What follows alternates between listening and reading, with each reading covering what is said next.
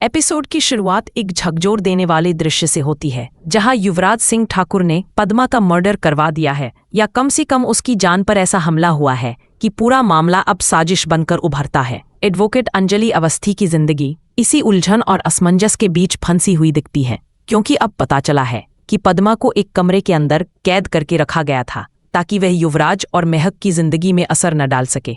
पर असल सवाल यह है कि महक को इसकी क्या जानकारी थी और किसने महक को सच में धोखा दिया। महक को केवल इतना पता था कि पद्मा का किडनैप हुआ है, पर उसे यह एहसास नहीं था कि किडनैप का मास्टरमाइंड उसका अपना ही साथी युवराज है। और जैसे ही सच्चाई महक के सामने आती है, महक अपना आत्मविश्वास खो देती है और युवराज को एक जबरदस्त चांटा मारकर वहां से चली जाती है। उसकी चिल्लाहट, गुस्सा और बेइज्जती का मिक्सचर उन सब पलों को बयान कर देता है जब रिश्ते और भरोसे को कुचल दिया जाता है। यह सवाल कि महक ने युवराज को ऐसा कठोर प्रतिशोध क्यों दिया, वहीं से पैदा हुआ कि पद्मा ने महक को क्या बताया। और आश्चर्य की बात यह है कि पद्मा के पास कोई फोन कैसे पहुंचा। उसी परतन से कहानी एक नया मोड़ लेती है। पैनी, रहस्यमयी और किरदारों को झकझोर देने वाली एक घटना, वेद की मां का अचानक लौट आना या उसके अस्तित्व का संकेत देना, जिसने पद्मा को निर्देश दिया कि दराज में रखा एक फोन निकालकर किसी रिश्तेदार को फोन कर दे। पद्मा ने वही किया। महक ने कॉल पाकर पूरे ठाकुर और राजपूत परिवार को छोड़कर भागना ही तरजीह दी। इसी बीच राजपूत घर की मनोदशा और दरिंदगी का असली चेहरा सामने आता है। राजपूत परिवार जबरदस्ती महक को युवराज के पास भेजकर उसके सुहागरात करने का दबाव बनाता, और वहीं समा अंजलि की हिम्मत और योजना काम पर लगती है। वह रिसर्च करती है और पाता है कि वेद की मां जिंदा है। यह खुलासा अंजलि का दिमाग हिला देता है और उसकी आग और भी भड़क जाती है। अंजलि उस वक्त सोचती है कि अब वही राम बनकर तीनों परिवारों, राजपूत, ठाकुर और राजवंशी पर वह बांध चलाएगी जो दशहरे पर रावण पर हुआ था। लेकिन यह केवल उसकी ठानी हुई बात नहीं, बल्कि एक रणनीति का हिस्सा है जो धीरे धीरे अंजलि के हाथों में आकार ले रही है।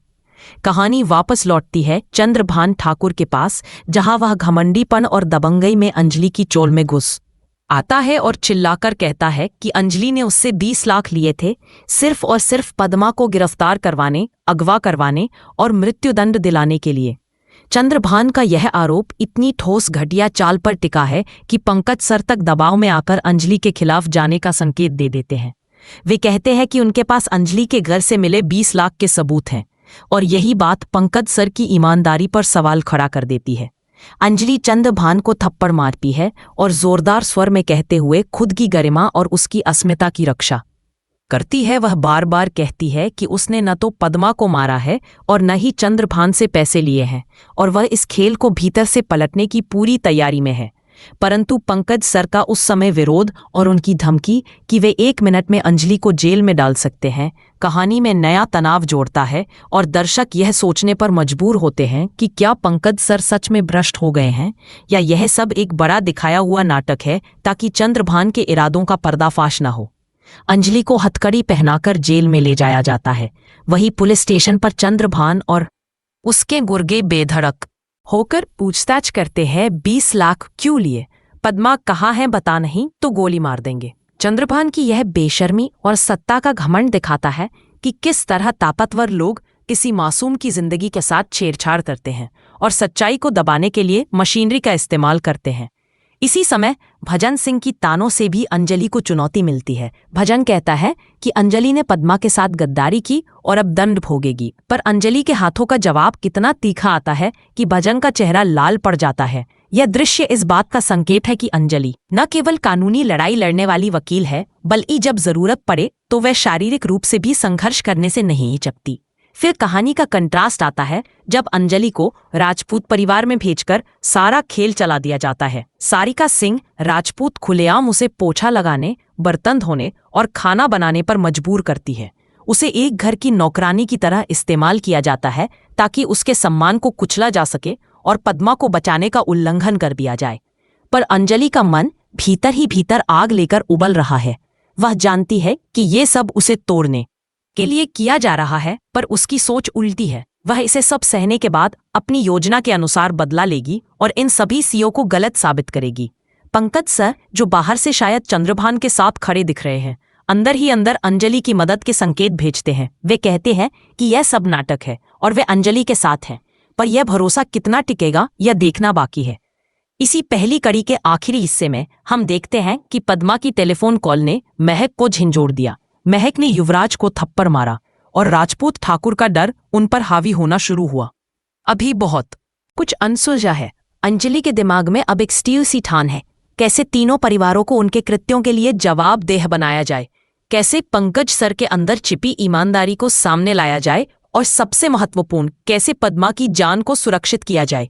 इस कहानी का यह पहला भाग यही विखरता नहीं बल्कि अगले पल की प्रतीक्षा में छोड़ा जाता है, क्योंकि जैसे ही पर्दा उठेगा अंजलि का अगला कदम, राजपूत ठाकुर राजवंशी का असली चेहरा और वेद की मां का रहस्य सब खुलकर सामने आएगा। इस एपिसोड के दूसरे हिस्से की शुरुआत होती है एक जबरदस्त टकराव से, जहां चंद्रभान ठाकुर का गुस्सा और उसका अहंकार 7वें आसमान पर है। वह जोर जोर से चिल्लाता है कि उसका बेटा युवराज सिंह ठाकुर कभी अंजलि अवस्थी जैसे लोगों के जाल में नहीं फंसेगा। उसकी आवाज में सत्ता का घमंड झलकता है। अरे ये चंद्रभान ठाकुर इस एडवोकेट अंजलि अवस्थी के चक्कर में थोड़ी ना फंसने वाला है। मेरा बेटा युवराज क्यों फंसेगा? सारे काले काम तो अंजलि करती है और फंसेगा मेरा बेटा। चंद्रभान का यह झूठ और हेकड़ी सुनकर माहौल में एक अजीब सी बेचैनी फैल जाती है।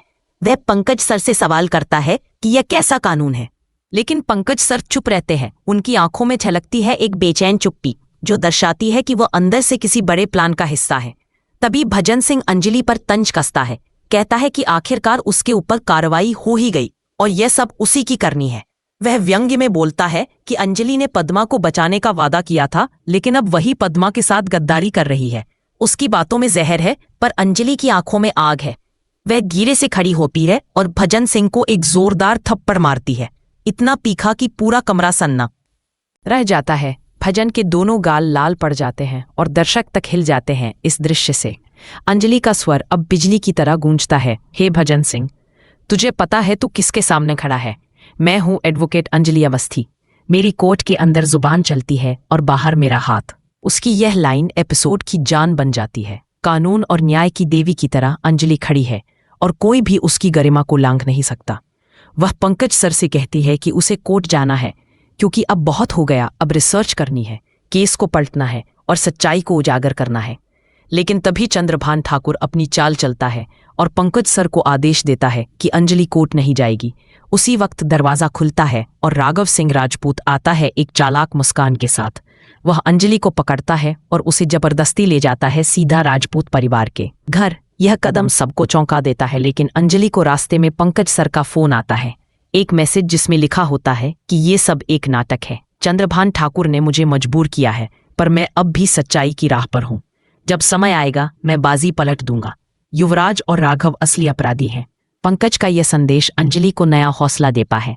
वह मुस्कुराती है और धीरे से जवाब भेजती है, all the best Pankaj sir, अब असली खेल शुरू होगा।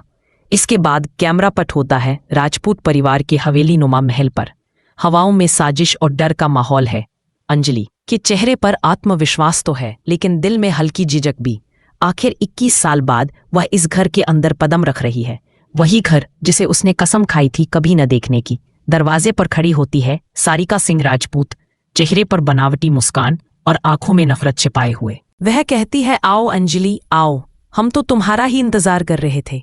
बहुत साल बाद आई हो, राजपूत परिवार में तुम्हारा स्वागत है। उसकी आवाज में मिठास के साथ जहर भी है। अंजलि दरवाजे पर ठहरती है, अमन जी की याद में बुदबुदाती। अमन जी, माफ कीजिएगा, मैंने कसम खाई थी कि कभी इस घर में कदम नहीं रखूंगी, लेकिन आज मैं ये कसम तोड़ रही हूं, सिर्फ और सिर्फ पद्मा के लिए। उसकी आंखों में आंसू है, लेकिन आत्मा में हिम्मत। वो आगे बढ़ती है और राजपूत परिवार के अंदर प्रवेश करती है। जैसे ही वो अंदर कदम रखती है, राघव सिंह राजपूत ठहाका मारते हुए कहता है, तो आ ही गई एडवोकेट अंजलि अवस्थी, अब कोट उतारो और अपने असली काम पर लगो। सारिका उसकी ओर बढ़ती है, एक बाल्टी और पोछा थमाते हुए बोलती है, ये रहा तुम्हारा औजार। इस घर के गद्दे, कालीन और फर्श चमकने चाहिए, जल्दी काम पर लग जाओ। अंजलि के चेहरे पर गुस्से की लकीरें उभर आती हैं। वह गरजते हुए कहती है, सारिका सिंह राजपूत, तूने मुझे क्या मेड समझ रखा है क्या? मैं जानती थी इस घर में कदम रखते ही तुम यही करोगी। लेकिन सारिका का जवाब ठंडा और निर्दयी है, अगर तुम्हें पद्मा को बचाना है तो पोछा लगाना ही पड़ेगा। अंजलि की सांसें तेज हो जाती हैं, पर वह चुपचाप कोट उतारती है और पोछा उठाती है। उसके हर स्ट्रोक के साथ दर्शकों के दिलों में आग लगती है। ये दृश्य पूरे एपिसोड का सबसे इमोशनल मोमेंट बनता है, जहां एक वकील जो इंसाफ की देवी है मजबूरी में झुककर अपमान झेल रही है, लेकिन उसके भीतर बदले की ज्वाला जल रही है। इस बीच कैमरा कट होता है उस कमरे पर जहां पद्मा कैद है। उसकी हालत बहुत खराब है, चेहरे पर चोट के निशान, आंखों में डर और गले में दर्द का अक्स। राजवंशी परिवार की औरतें उसके चारों ओर खड़ी हैं और कहती है, अब तेरा आखिरी वक्त आ गया है पद्मा, तू बहुत बोल चुकी। वो उसे धक्का देती है, मारती हैं और उसे वहीं छोड़कर चली जाती हैं। दरवाजे के बाहर जाते हुए उनमें से एक मुड़कर कहती है, अगर तूने इस गेट को जरा भी ठोका ना तो तेरा अंत यही होगा। दरवाजा बंद हो जाता है और कैमरा पद्मा के डर से भरे चेहरे पर ठहरता है। दीवारों पर उसकी परछाई थरथरा रही है, मानो वक्त भी उसकी चीखों से कांप गया हो। दूसरी ओर अंजलि का संघर्ष जारी है। वह झाड़ू पोछा लगा रही है, पर हर स्ट्रोक के साथ उसकी आंखों में दिखता है कि यह सब बस एक तैयारी है, उसके बदले की, उसके न्याय की। एक आवाज कहती है, कभी इंसाफ पाने के लिए झुकना पड़ता है ताकि एक दिन सिर ऊंचा उठाकर जीत सके। अंजलि झाड़ू लगा रही है, दूसरी तरफ पद्मा अंधेरे कमरे में सिसक रही है। दोनों औरतें एक ही जंग लड़ रही हैं, बस मैदान अलग अलग हैं। और इसी के साथ ये स्पेशल एपिसोड अपने सस्पेंस से भरे अंत पर पहुंचता है। क्या पंकज सर का छिपा हुआ खेल वाकई चंद्रभान ठाकुर की जालसाजी को तोड़ेगा? और क्या पद्मा जिंदा है या अब सब खत्म हो चुका है? इन सवालों के जवाब मिलेंगे अगले एपिसोड में, जहां हर चाल का हिसाब, हर दर्द का बदला और हर झूठ का पर्दाफाश होगा। आज का एपिसोड आपको कैसा लगा, हमें कमेंट में जरूर बताएं और ऐसे ही अपडेट्स के लिए हमारे चैनल इन्फो ड्रामा हब को सब्सक्राइब करना न भूलें।